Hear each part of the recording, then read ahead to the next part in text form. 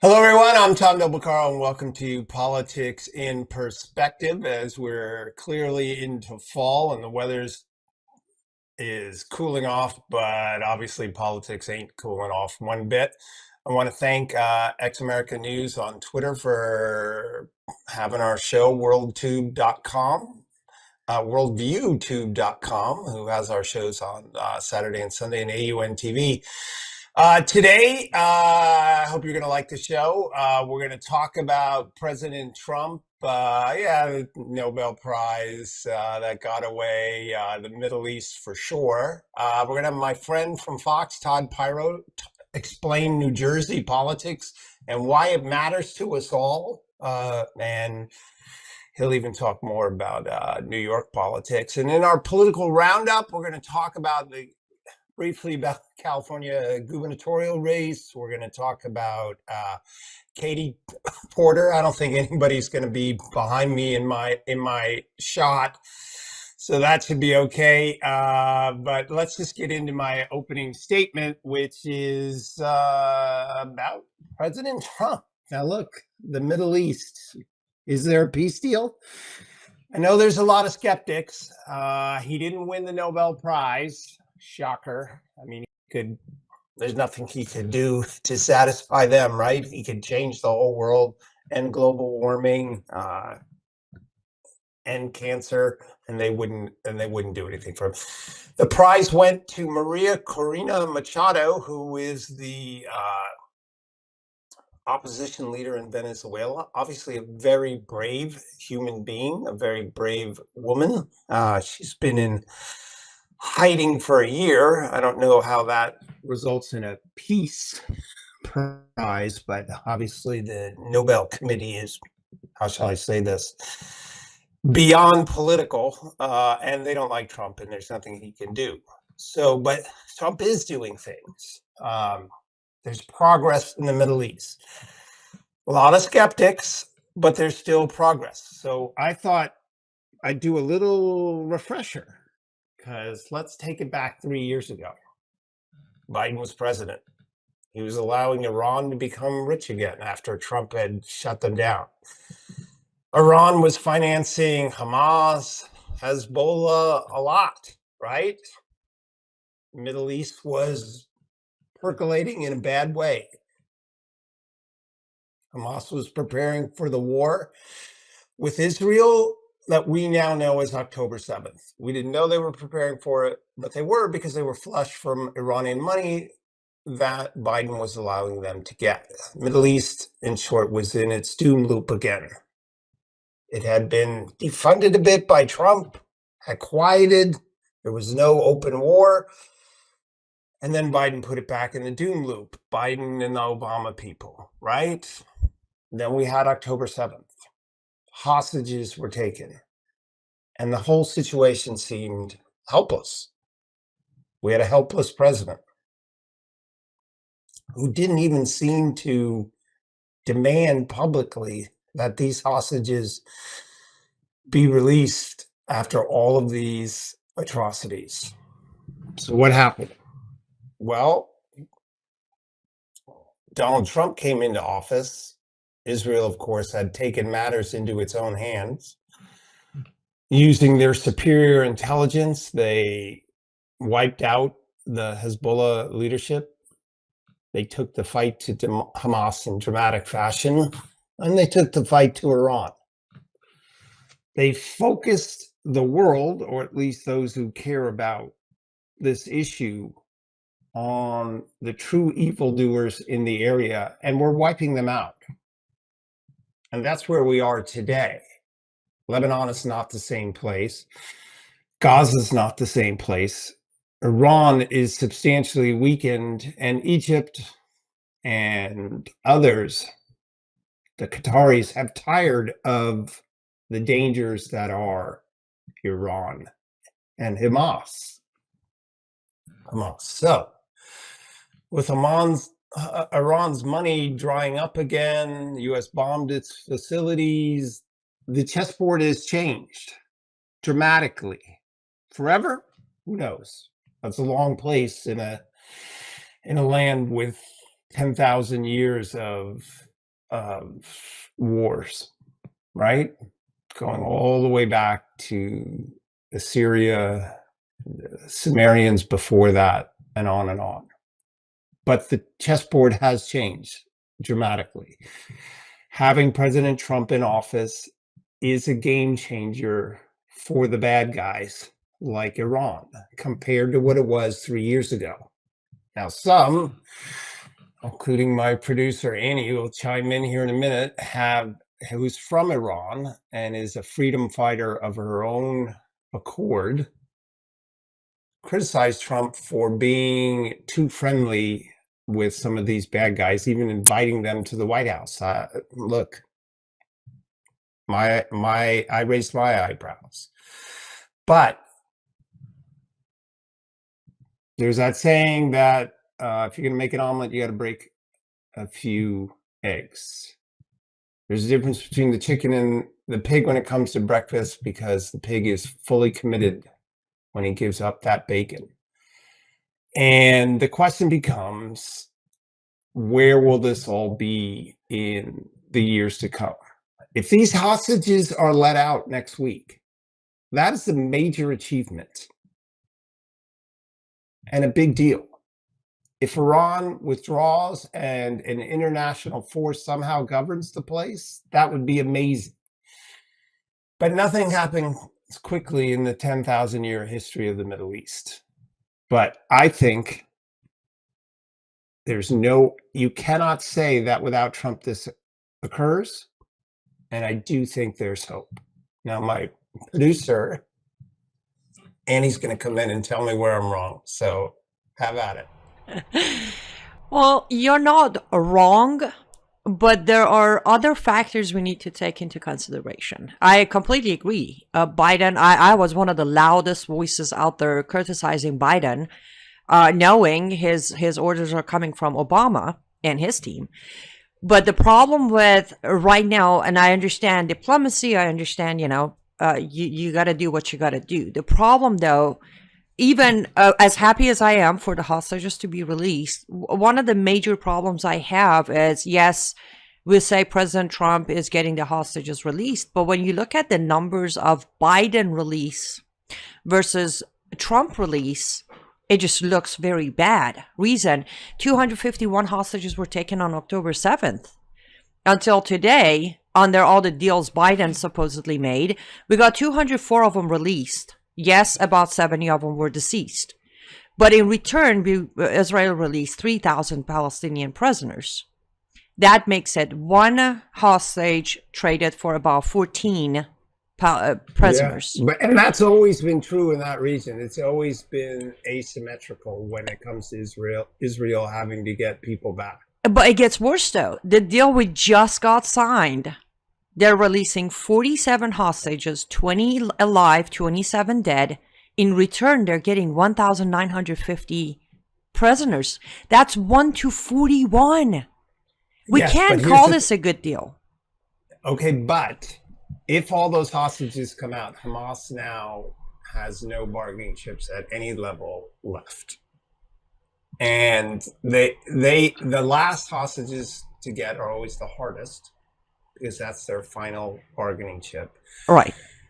And Hamas is completely in danger now, every one of them, everywhere in the world. And but no, let me disagree with that. Number 17 of the deal is Hamas members who agreed to the deal will get amnesty. That is my biggest problem with this deal. We should, and yes, well, we haven't gotten to 17. We're just at 1.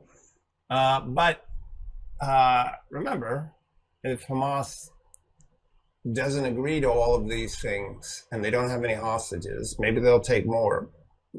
But they will be in the sights.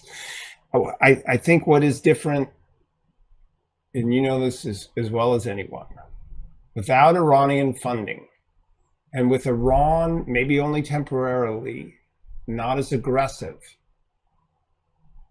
it opens the door for the Qataris to throw up their hands and say and stop straddling the middle It opens the door for Egypt to stop straddling the middle.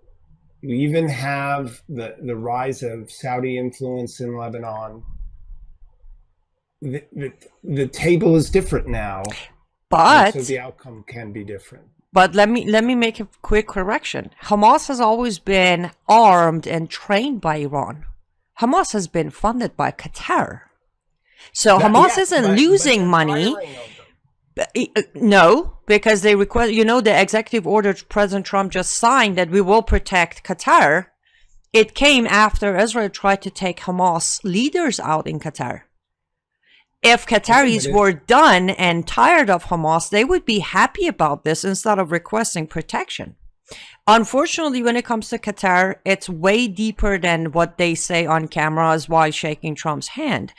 If it wasn't for original $2.3 billion invested by Qatar in 2007, Hamas wouldn't even exist. I highly doubt Qatar is done with Hamas, but I agree with the chess moves that have changed the table, and here's where I disagree with President Trump.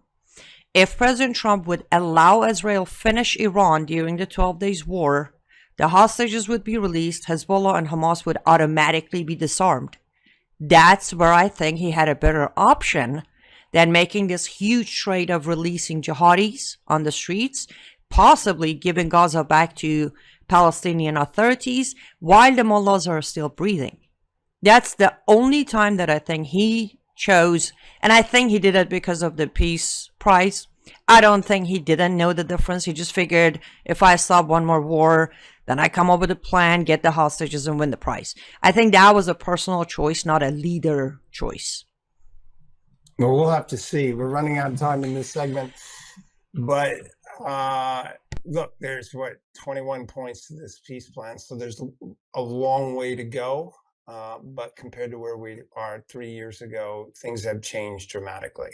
That's our opening segment. Next up, how did New Jersey find its way into the center of American politics? Who is this Mondami guy, and how did he win? We're going to discuss and of course, the future of AOC and Chuck Schumer. We're going to discuss all this with my friend Todd Piro. We'll be right back.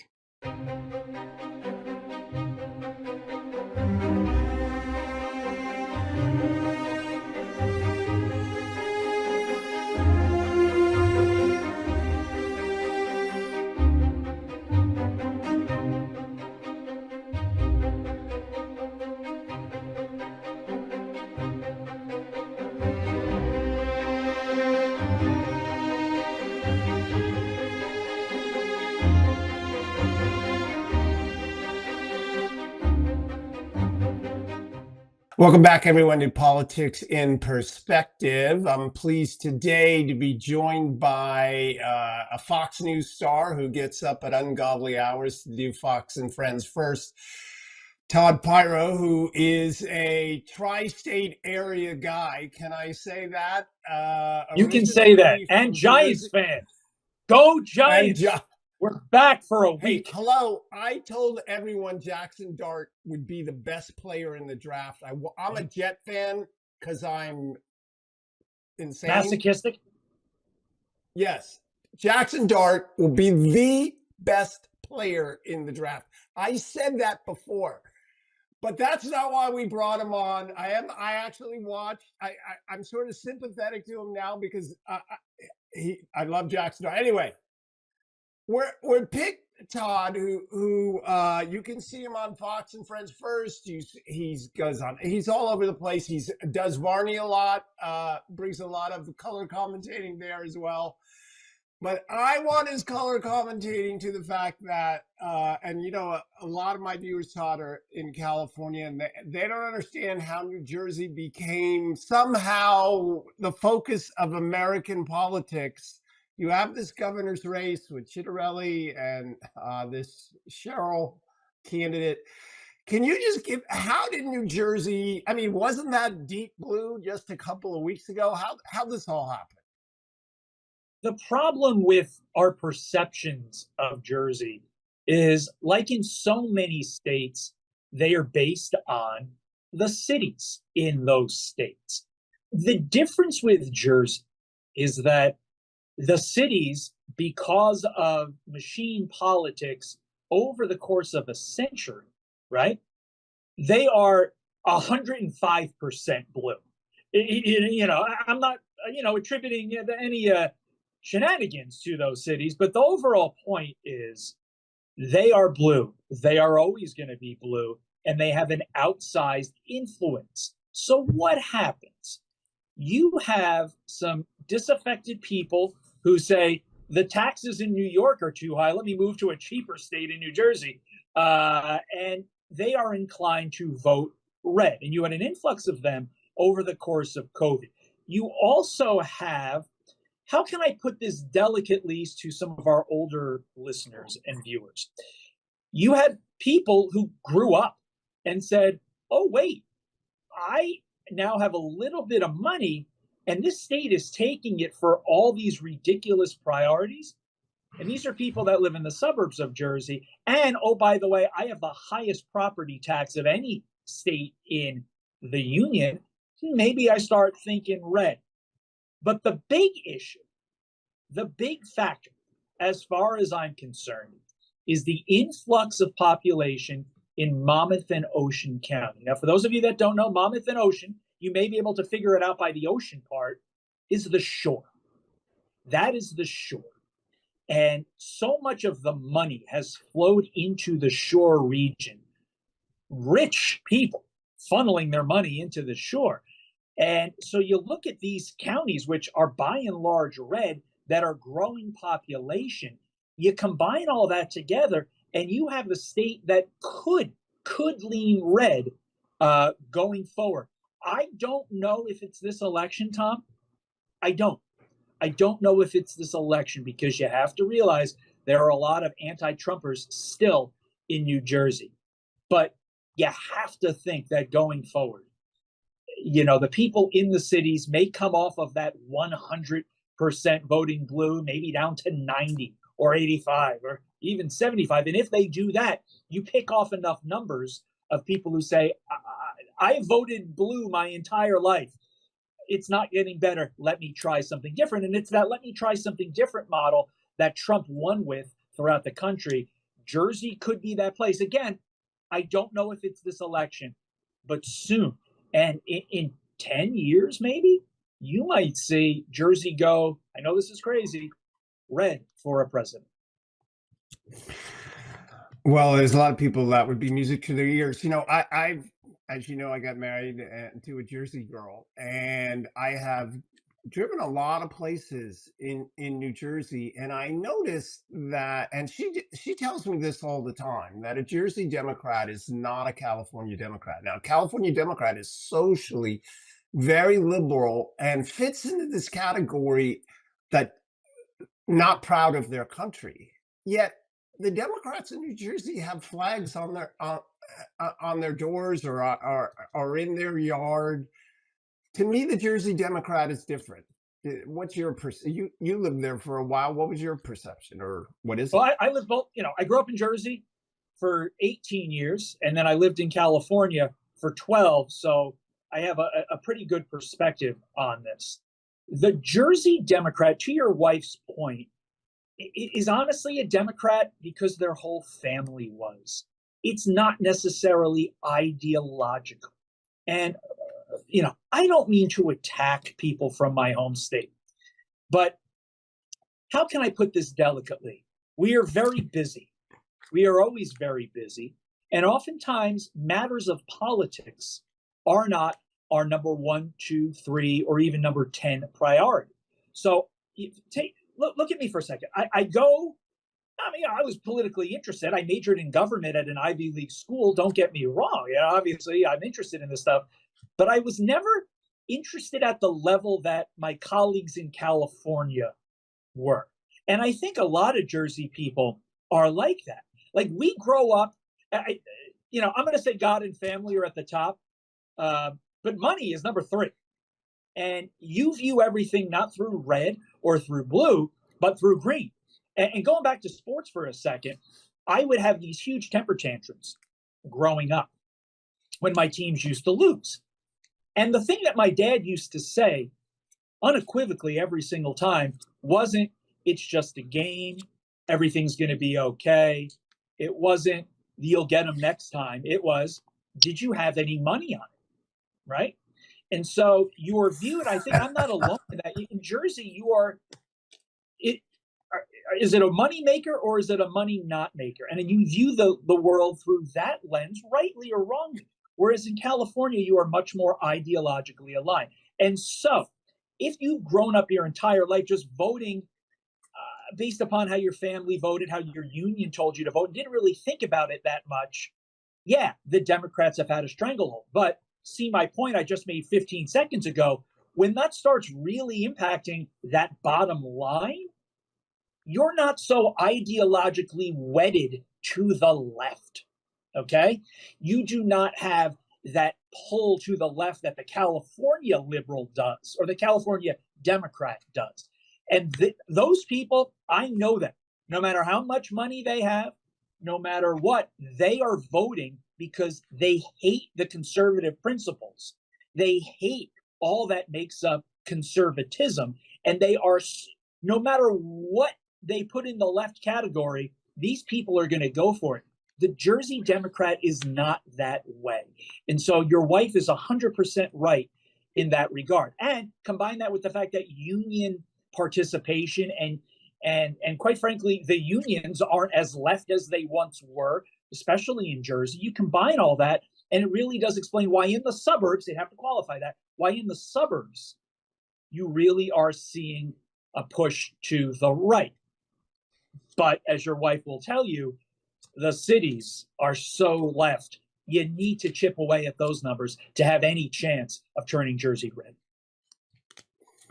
All right. Well, then moving along on that, property taxes, energy prices, you hear that all the time here, that this is really agitating them. So is that the kind of thing is that issue enough to really push people in any one election? Because look, energy prices in California have been high for decades, right?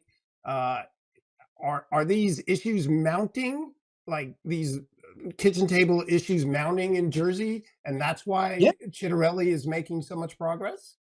Chitterelli is making progress, but you have to remember, there are a lot of people that are voting in this election that don't necessarily pay property taxes and don't necessarily have to pay the high cost of electricity because it's being paid for on their behalf.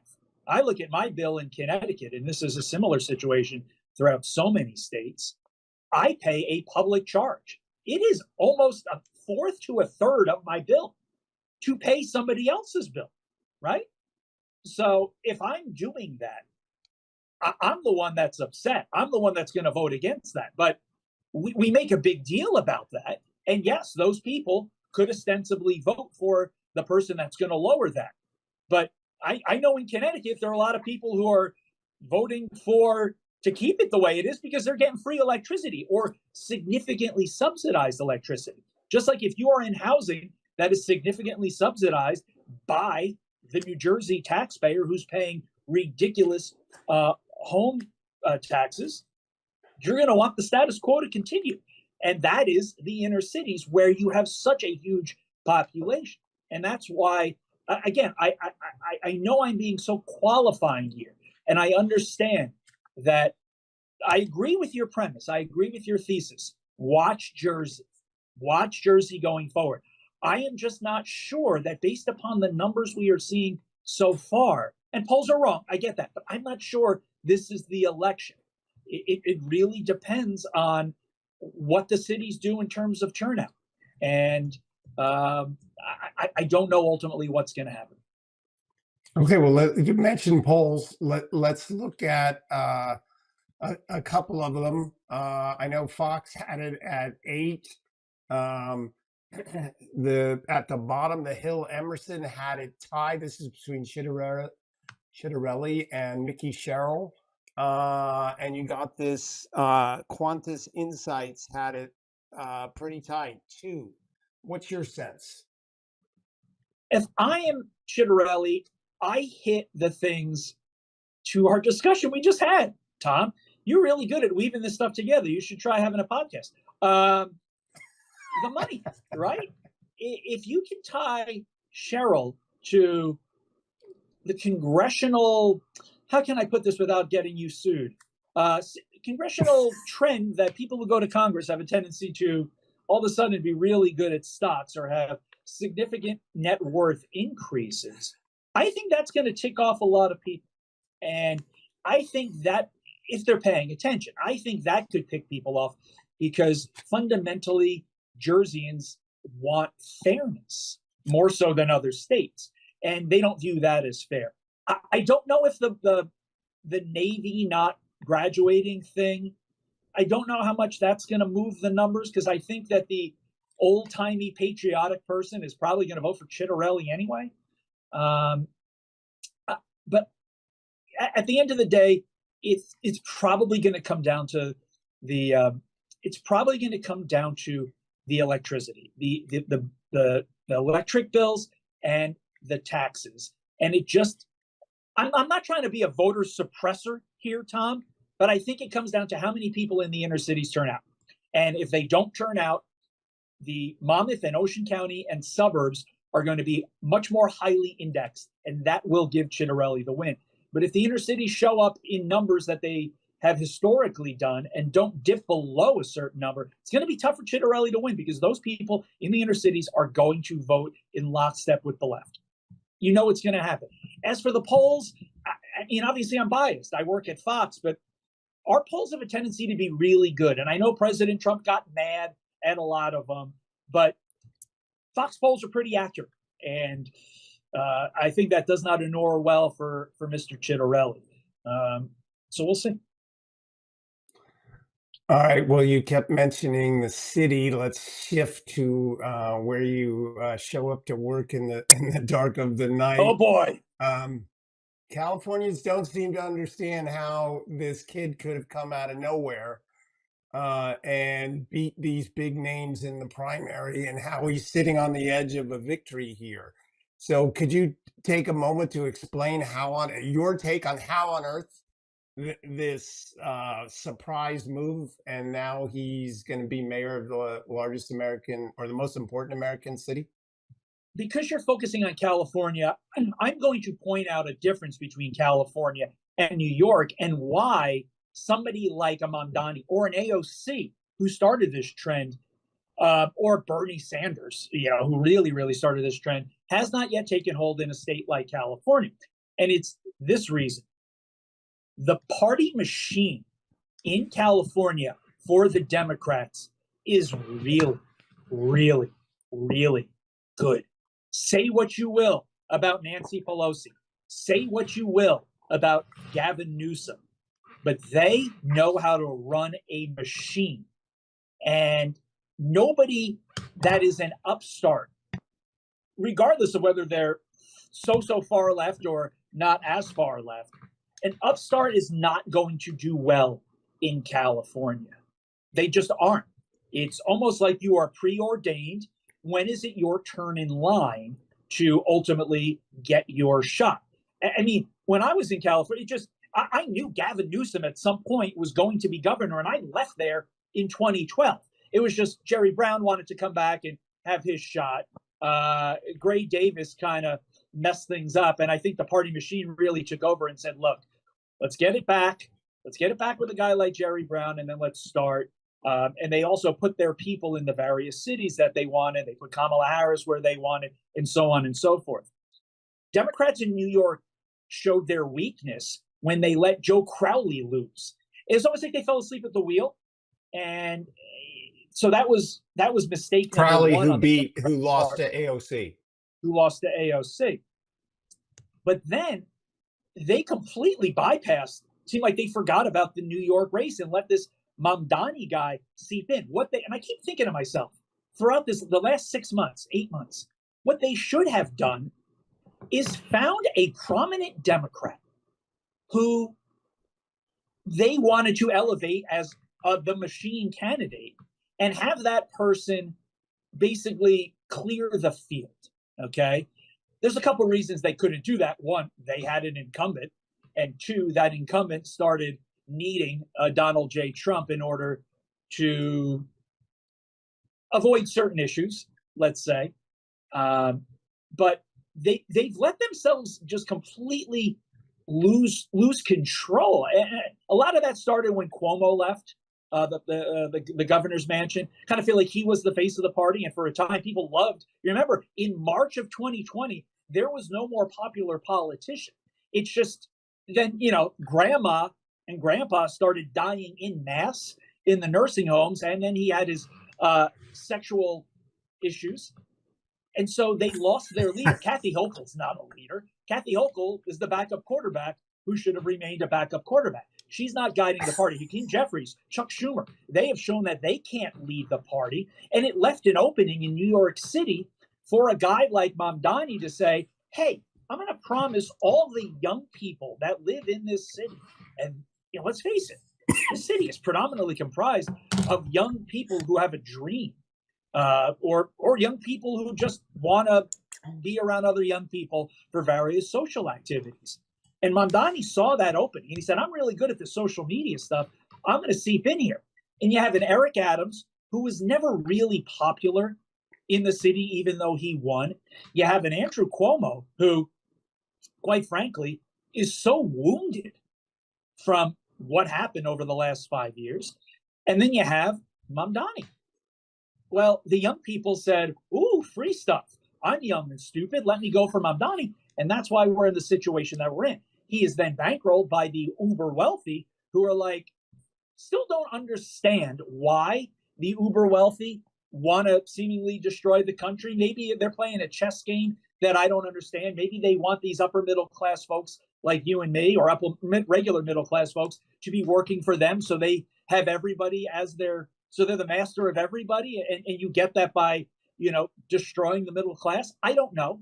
But these uber wealthy people, they want Mamdani too, because they don't have to worry about their safety. And they're so rich that paying an extra X number of percent in taxes, which ultimately, to be clear, footnote, has to be approved by the state legislature. They can't just do that in New York City.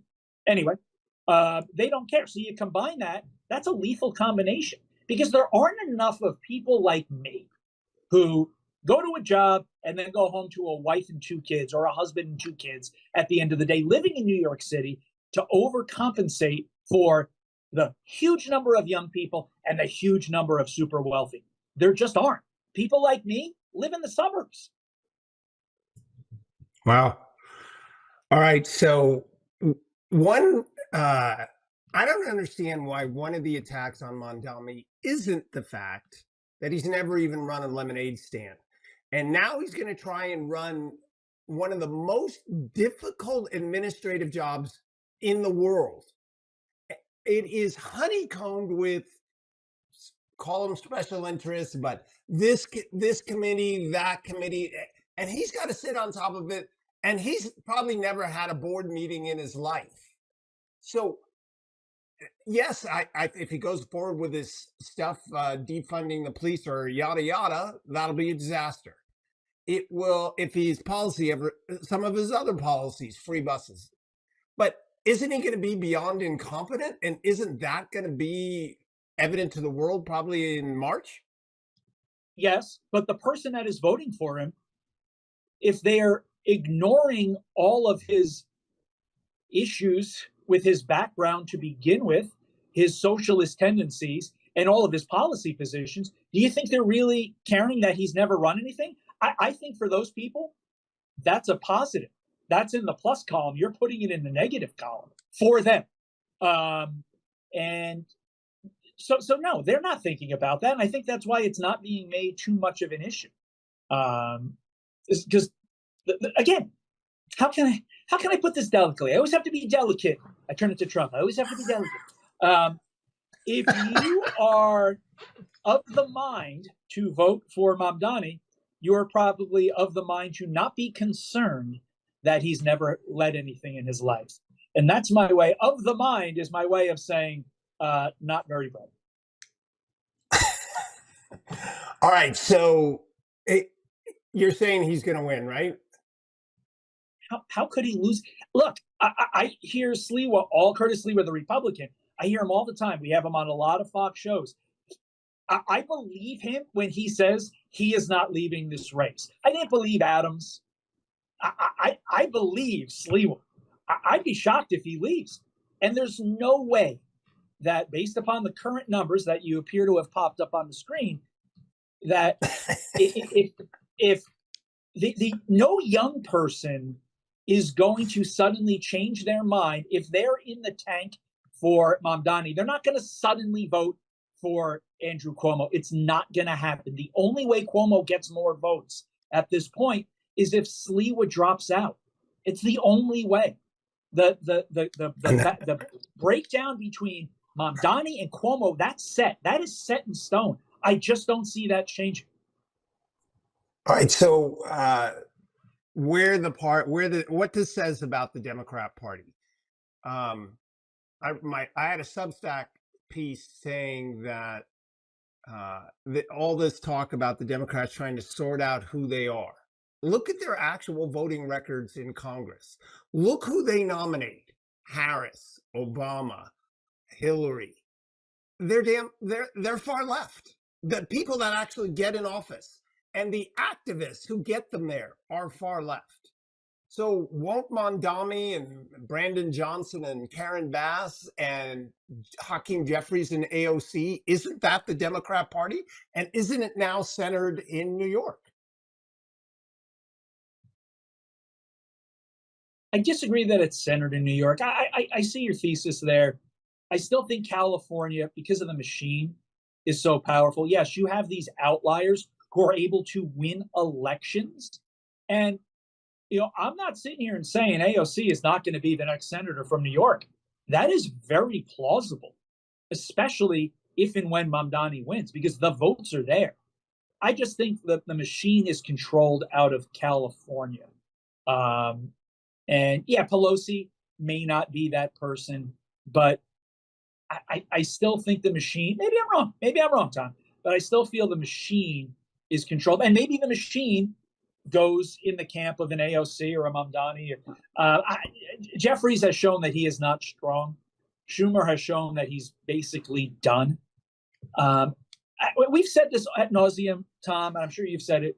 If the Democrats wanted to win elections in perpetuity with somebody with a D next to their name, they would shut down the party far left drive and put in somebody who's just like, look, I love my country. I would really like if we had some better immigration policies. And I think rich people should pay a little bit more in taxes. If they just did that and they found that candidate for whom that was their position, they would probably win elections in perpetuity. But they can't. They can't help themselves because the money comes from the uber far left. And they can't pull their mouth away from the money teat because they want the power. It's more important to them to have the power, to be able to say, I am a senator, I am a governor, I am this in their individual capacity, than it is for the betterment of the nation and, quite frankly, for the future of their party. And it's sad because I think our system works so much better if we have two normal parties that disagree kind of on some stuff there in the middle, where we're all in agreement on the big stuff, like a 6'4" dude with a beard shouldn't be playing against a 5'1" little girl in high school. Like, I think we are in a good place when we're all in agreement on that stuff. I personally, I'm going to upset your listeners. Ready for this? I think that billionaires, this is in my personal capacity, I think that billionaires, especially those who have made money gaming the tax system, to their credit, they were able to, probably should pay a little bit more money in taxes. I understand they create jobs. I'm not saying 100% tax rate. When I ran against Kamala Harris, I ran on a flat tax at 10%, and they would pay more instead of spending their whole life avoiding taxes, which is unproductive for the economy. But I agree with you that the Democrats cannot help themselves. They can't because they want that power. Like, look at Spanberger, okay? In my heart of hearts, Virginia. We've gone to Virginia. Gone to Virginia. I truly believe that Abigail Spanberger wants to unendorse that AG candidate, Attorney General candidate, who said he wanted to shoot a Republican and also shoot that Republican's children. I believe in her heart, as a mother, she finds that rhetoric reprehensible. But she can't come out and say it because she would lose the far left, for whom their whole reason for being is opposing Republicans and anything Trump. And that's where we've come in this party. That's where we've come in this party. And that's a shame, in this country, and for that party. And that's a shame. We should all be able to agree on these issues of common decency. Yet we can't. We can't. Okay, we only got a couple of minutes left. You mentioned it, AOC and Schumer, and you said Schumer is on his last leg, or at least I think he is. Does she run against him? 100%. And why not? 100%. And that's why his not caving on, first of all, he's going to have to cave on the shutdown. Republicans have all the leverage here. That is not spoken about enough. Republicans are literally just saying, hey, what you voted for earlier in the year? Vote for that again. And Democrats are saying, nope, $1.5 trillion to pay for people who shouldn't be here. Okay? They have no leverage. Schumer is ultimately going to have to cave, right? And so what was all this about? Raising money? Well, you're going to lose, buddy. And I don't think people are looking at this and saying, Schumer's holding the line this time. I'm going to give him more money. Maybe he's making money off of this. Maybe he's making campaign donations off of this. But I think he's misplaying this. I think he's going to look like a fool. And I think AOC is going to clearly primary him. And all those people that are going to vote Mamdani in are going to vote for AOC. They are. All right. So since you think California is a power broker, yeah, are you telling me that you think Newsom's going to be the nominee, or is he peaked too early, or is he vapid? What are you thinking? Yes, he's peaked too early, but who else? Who else? Give me a name. Is he vapid? Gretchen Whitmer just signed a tax bill. She exempting taxes on tips and everything that Trump's Gretchen Whitmer did that. Can she make a comeback? Potentially Whitmer. I'm going to do a left talking point here. Is the country ready for a female president? I think that could hurt her because, she and Trump sort of kind of get along. I feel like she has, you don't hear her making a lot of news when it comes to things that offend the average voter lately. And if she can keep that up between now and 2027, maybe you may be right. I just feel like, again, the machine, Newsom's in the machine state. He's running the machine, I'd argue. He looks presidential. He has it all. I just see it being him. I know that's a safe choice. I know that's like picking Eagles Chiefs in the Super Bowl again. But, until somebody shows me different, I think it's him. All right. So then till somebody shows you different. And based on everything you said, Jackson Dart for president. Todd, yes! We got to run. I appreciate you coming on. I'm glad you're happy about my selection in the draft that the Jets overlooked and Jackson Dart. And hopefully we'll talk to you again. Thanks so much for spending the time. Thank you. And let me just add one thing. Scataboo! There you go. All right, boss. Go home, get some rest. Take care. We'll do.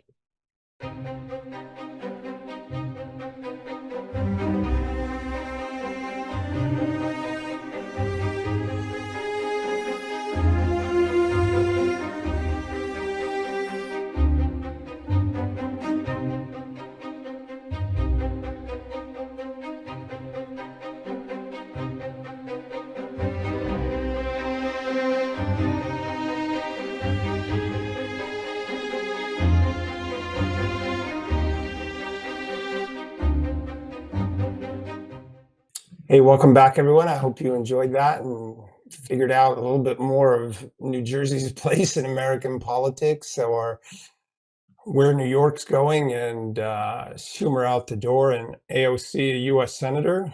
That should scare you enough. And I want to pick up on what Todd from Fox and Friend first talked about when we were talking about Gretchen Whitmer. I mentioned her, not because I think she's going to be the nominee, but I think for sure she's going to be the VP of the Democrats, or at least she's out in the lead. Here's a what she did this recently to cement herself in a different place than most Democrats. She, of course, is the governor of Michigan. She signed a law ending state taxes on tips, overtime, and Social Security. Well, look at that. All right. I'm pretty sure that's what Trump did.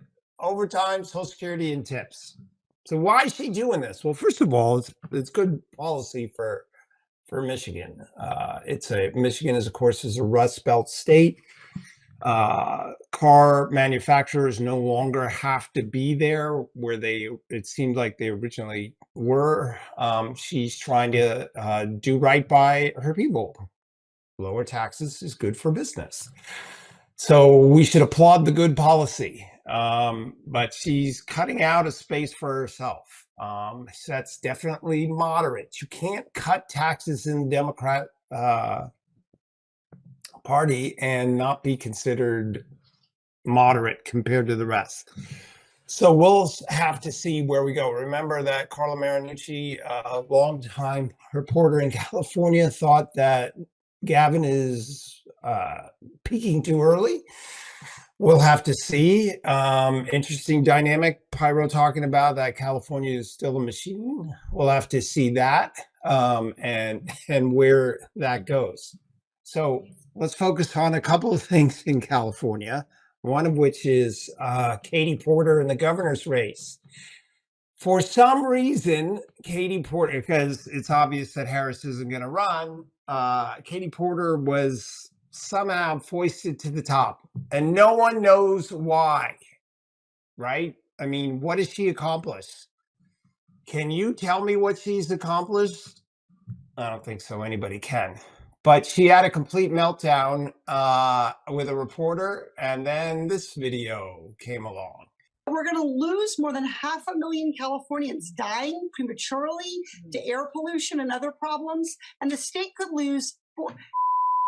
Get out of my shot. You also were in my shot before that. Stay out of my shot. Okay, I'm going to start again. Well, there you go. And that was during an interview with Jennifer Granholm. So it might be, you could say, you're in your house and you get in an argument, or your office, and it's just between two people. No, she was on camera, and that's who she is. The betting sites say that she was, one of them said she was at 48% to be the next governor. It's all the way down to 18 now. She is, she's losing it. So it's a wide open race.